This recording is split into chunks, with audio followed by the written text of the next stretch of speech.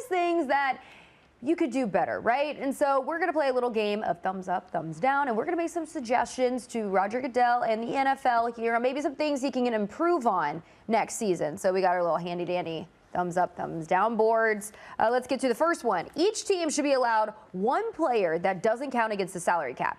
Thumbs up, thumbs down. For the chaos, I kind of like it. It's fun. I do too. Right? Absolutely not. I mean, we're talking about, we're going to get it wade into the territory of like teams like the Dallas Cowboys who essentially print money and they can just throw however much money they want at any player on their roster. And just one though.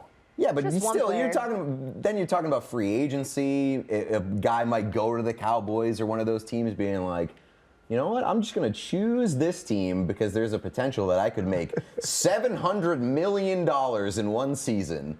I think it creates an unfair advantage. I'm not for it.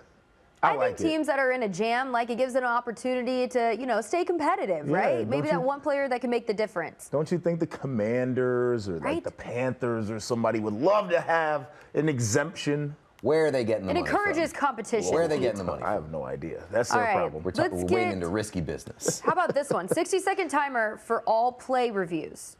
Thumbs up, thumbs down. They should have done this a long time ago. Like if you can't decipher within a minute whether the call was right or wrong, then we're just going to roll with what it was. Like part of the game is the fact that it's imperfect at some points.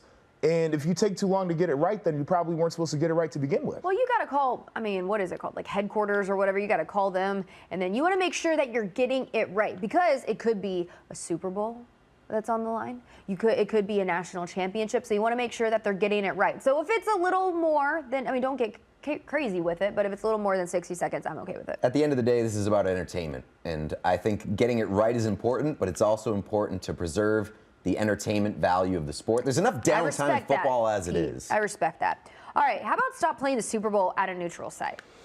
We don't see it in other sports, so what makes football so special? Why do you have to do that at a neutral site? I'm going to go thumbs down.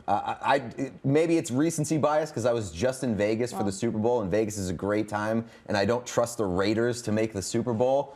I think being able to plan in advance, a great thing about the Super Bowl is how big they do it. Right. And without that prep time, I think that you're sacrificing the hospitality of it all. And that's a big part of the Super Bowl for me. I think that's a really good point. I also think the playoffs as they're structured make a lot of sense. Like, if you're one of the better teams throughout the season, you can get home field advantage throughout your playoff run. But as you get the two best teams or the two teams that have made it from either conference, I think that it should be at a neutral site. If you can make it, you can make it. The issue with the neutral site isn't necessarily that home fans can't get there. It says too damn expensive. Nobody should have to pay $10,000 for a ticket. Like, that's the problem with the Super Bowl, let's be honest. And I think why, you could play at your home in a way, like you go back and forth, is because in other leagues, you play multiple games. The Super Bowl, it's just one big game, right? So I think it makes sense for it to be at a neutral site.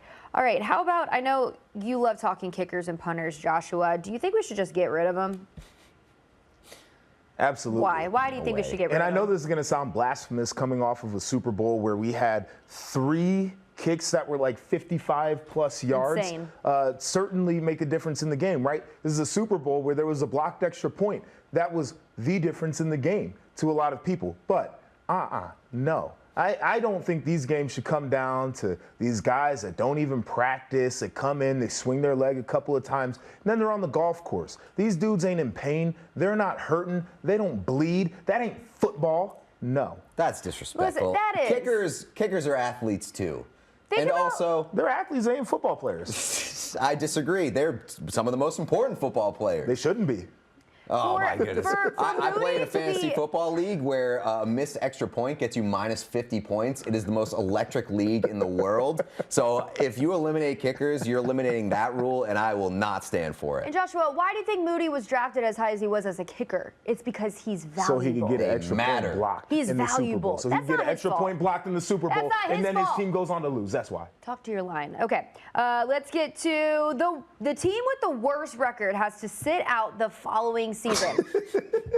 I'm all for this. As a baseball fan that encourages teams to tank, this is a great rule to implement here.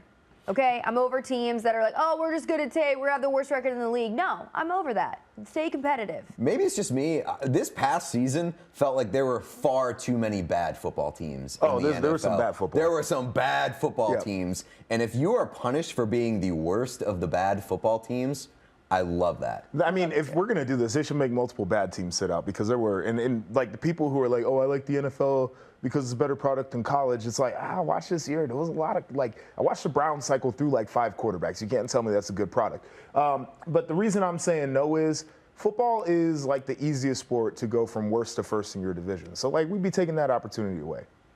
It's a good point. If this was the case, the Lions, they would have been sitting out for years. The Lions would have disappeared. There would be no more Lions. Disintegrated into thin air.